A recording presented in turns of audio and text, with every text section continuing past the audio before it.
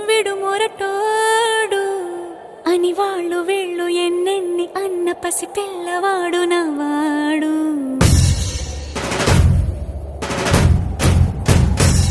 విడుముండోడు అని ఊరు వాడ అనుకున్న గాని మహారాజు నాకు నవ్వాడు.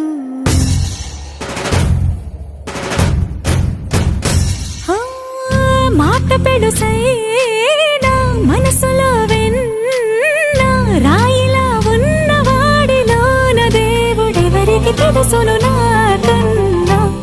సూసేకి అగ్గిరవ్వ మాదిరే ఉంటా